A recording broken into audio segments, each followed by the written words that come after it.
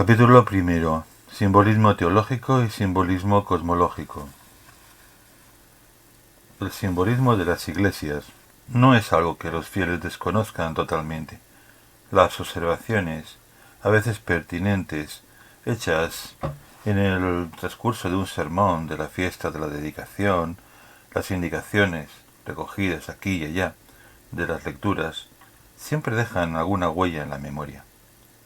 No se ignora que la iglesia de piedra representa a la iglesia de las almas, el cuerpo místico, que las piedras del edificio designan alegóricamente las piedras vivas, que son los fieles, que el templo terreno evoca a la Jerusalén celeste, pero todo esto no habla sino de forma pobre del alma, porque nos contentamos muy a menudo con proceder a base de afirmaciones puras y simples, fundadas en la escritura, sin duda, y por lo tanto dignas de fe, pero que el alma del oyente no comprende y no saborea en profundidad, porque, por no estar situadas en el marco de un simbolismo más amplio que las aclararía, no estimulan su espíritu.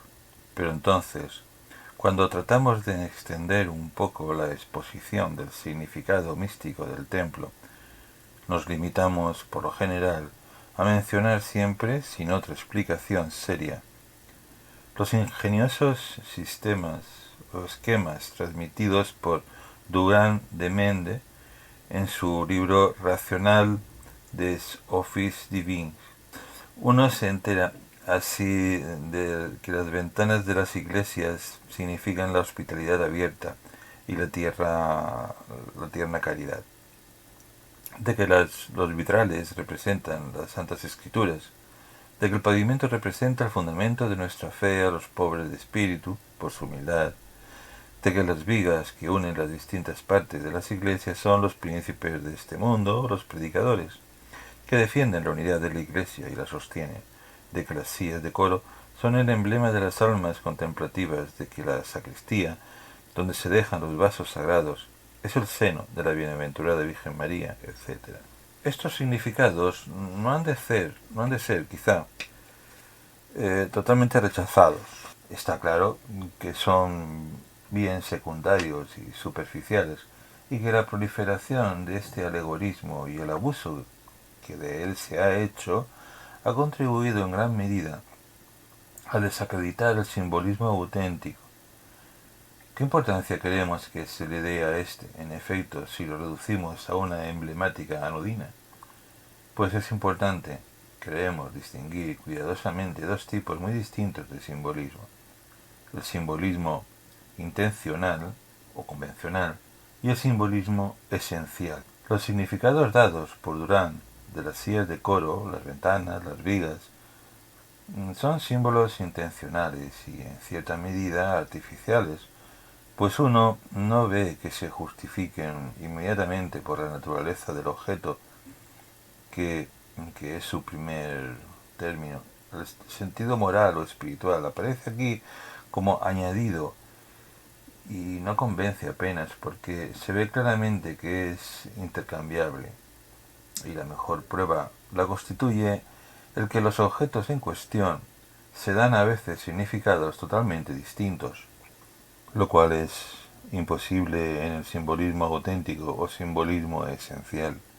El esencial, se define justamente por ese vínculo íntimo o indisoluble entre el objeto material y su significado espiritual, por esa unión jerárquica y sustancial, análoga a la del alma y el cuerpo, de la realidad visible con lo invisible, unión que el espíritu percibe como un todo orgánico, una auténtica hipóstasis conceptual, una síntesis fulgurante de conocimiento y una intuición casi instantánea. El simbolismo no hace aquí más que hacer explícita una realidad espiritual que existe ya de forma implícita en el objeto, en el corazón del objeto, donde yace como ser íntimo de éste. Eso es lo que ocurre, por ejemplo, con el agua del bautismo o el pan eucarístico, Pero es importante introducir aquí todavía otra distinción entre los símbolos esenciales fundados en la naturaleza misma de los objetos. Hay símbolos de orden cosmológico y símbolos de orden teológico. Cuando decimos, por ejemplo, que la iglesia de piedra es la imagen de la Jerusalén celeste, o la esposa de Cristo, o el alma fiel, o el cuerpo de Cristo, o bien del cuerpo místico, estamos enunciando un símbolo teológico. Este simbolismo es ciertamente el más elevado en su esencia, pero difícilmente aparece como tal a primera vista, o más bien parece, por el espíritu no advertido, prácticamente idéntico a los simbolismos convencionales. Pues bien, no es así. Los símbolos teológicos, por lo menos los grandes símbolos del tipo de los que acabamos de citar, son símbolos esenciales. Aquí obedece, pues, que no se los perciba como una síntesis fulgurante de esa intuición instantánea de que hablamos antes. Bueno, esta pregunta nos lleva a hacer una observación de la mayor importancia. La razón está en que en el sistema mental de la mayoría de nuestros contemporáneos faltan, para captar verdaderamente esas imágenes, toda una serie de representaciones cosmológicas, una imagen del mundo, o aún un sistema del mundo, como decía Duhen. El hombre moderno percibe el mundo como un conglomerado de fenómenos, mientras que para el hombre tradicional, en Occidente en líneas generales hasta Descartes, el mundo es un organismo armonioso y jerarquizado, de lo que encontramos la formulación cristiana en Dioniso Areopagita y que a través de este se remonta a Platón. La concepción moderna es puramente cuantitativa, es decir, que al mundo se le percibe como fuerza y materia produciendo los fenómenos y no existe, por consiguiente, una clave del mundo. La ciencia moderna se consume en descubrimientos espectaculares, no hay duda, pero que alejan indefinidamente la esperanza de una explicación verdadera de las cosas. Por el contrario, en la concepción tradicional y cualitativa se consideran menos que los fenómenos y las fuerzas materiales que la estructura interna del mundo, su arquitectura espiritual, deducida de una metafísica, la de Platón, adoptada y adaptada por los primeros padres de la Iglesia. En esta última visión del mundo o cosmología, la unidad casi espiritual que une las partes del universo permite descubrir primero analogías y correspondencias entre estas partes, y a continuación entre esas partes y su modelo ontológico que está en Dios y por el cual Dios las ha creado, las ha realizado en el orden del espacio y del tiempo. Así se fundamenta el simbolismo cosmológico, que se desarrolla en dos niveles jerárquicos: el simbolismo de la parte con el todo en el universo, y en un plano superior, simbolismo del universo y de sus partes en el mundo divino. Se abren corchetes. Toda cosa, en cada una de sus propiedades, escribió San Buenaventura, muestra sabiduría divina, y quien conociere todas las propiedades de los seres, vería claramente esta sabiduría. Todas las criaturas del mundo sensible nos conducen a Dios. Ellas son las sombras, las pinturas, las huellas, las imágenes, las representaciones del primero, el sapientísimo, el excelente principio de todas las cosas. Ellas son las imágenes de la fuente, la luz, la plenitud eterna, el soberano arquetipo. Son los signos que nos han sido dados por el propio Señor. Se cierran corchetes.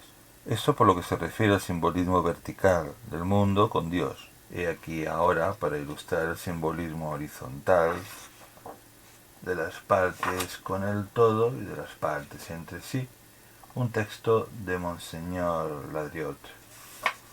Se abren corchetes.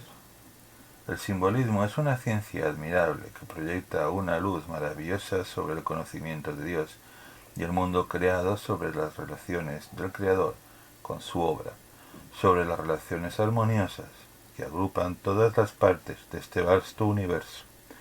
Es la clave de la alta teología, la mística, la filosofía, la poesía y la estética, la ciencia de las relaciones que unen a Dios y a la creación, el mundo natural y el mundo sobrenatural, la ciencia de las armonías que existen entre las distintas partes del universo y que constituyen un todo maravilloso, del que cada fragmento supone el otro y recíprocamente un centro de claridad, un foco de luminosa doctrina. Se cierran corchetes. Queda así restablecido en el conjunto de las representaciones mentales el grupo que faltaba, que le falta al hombre contemporáneo, para poder percibir la realidad profunda de los símbolos teológicos que la Iglesia ofrece a su contemplación. En efecto, estos símbolos teológicos no son muy a menudo comprensibles, sino por referencia a símbolos cosmológicos que les son subyacentes y que, por así decirlo, lo fundamentan. Y esto por la bien sencilla razón de que el hombre, al estar inmerso en el mundo sensible, ha de llegar a lo divino a través de la figura de ese mundo, precisamente con ayuda del arte. Para el hombre tradicional, respirando y pensando con todo su ser en un universo orgánico y jerárquico, la situación no ofrecía dificultad alguna. El símbolo cosmológico, clave del símbolo teológico, estaba presente para él y era evidente. Aunque siempre implícito en las creaciones del arte, para el hombre moderno ya no existe y es importante hacer que reviva. Esas observaciones nos han llevado a definir así de forma más precisa nuestro propósito en esta obra, partiendo de los elementos del simbolismo teológico basado en la escritura. Trataremos de encontrar el simbolismo cosmológico subyacente que unas veces aflora y otras, por el contrario, está profundamente enterrado, gracias al cual el primero cobrará toda su importancia y recobrará todo su esplendor. Pues, como dice Santo Tomás, se abren corchetes, como maestro excelente, Dios se ha preocupado por dejarnos dos escritos perfectos, a fin de educarnos de una forma que no deje nada que desear. Estos dos libros son la creación y la escritura santa. Se cierra. Pero antes de entrar en el meollo de nuestra cuestión, haremos una última observación relacionada, por otra parte, con la precedente y que nos parece la mayor importancia. Pues lo que vamos a decir gobernará en parte toda la perspectiva de nuestro trabajo. Esto es de lo que se trata. Por una parte, el simbolismo del templo y de la liturgia es, en su fondo, cosmológico. Esto es un hecho. Pero por otra parte, el cristianismo en sí mismo, y al comienzo, no poseía el simbolismo cosmológico, por lo menos directamente. La visión cristiana, o más propiamente crística, de las cosas no cubre ese aspecto y no tiene lenguaje cosmológico. Ella es puramente espiritual y mística, pero en sus medios de expansión el cristianismo se encontró desde el principio con tradiciones religiosas que utilizaban precisamente ese lenguaje. Las religiones antiguas de la cuenca del Mediterráneo, del cercano oriente, eran lo que se denominaba religiones cósmicas y en gran parte solares, forma habitual de las grandes religiones llamadas naturales. El cristianismo no tenía ninguna razón para rechazar los elementos de estas tradiciones capaces de ayudar a la vida religiosa que quería instaurar. Una de las características fundamentales del cristianismo es, por el contrario, la de ser católico, es decir, universal, en todos los campos y en este en particular. El catolicismo ha afirmado siempre la existencia de una revelación primitiva que, a pesar de las degeneraciones sucesivas, persistió en estado esporádico en todas las tradiciones religiosas. Puede hablarse, a este respecto y en toda prudencia necesaria, de un precristianismo o más exactamente, para utilizar la fórmula de J. de Mestre, de un cristianismo eterno, que se confunde con esa revelación primitiva hecha por el jardín del Edén. El cristianismo tuvo que asumir en particular y desde el comienzo la herencia de los gremios de artesanos, sobre todo la de los constructores, que utilizaban por la propia naturaleza de sus trabajos un simbolismo cosmológico necesariamente vinculado con el de las antiguas religiones. No será nada de extrañar, pues, que se encuentren los temas de ese simbolismo mezclados en nuestro arte sagrado con los temas propiamente cristianos, con los cuales se armonizaron perfectamente, por otra parte, por el hecho de su conformidad a las normas sagradas universales.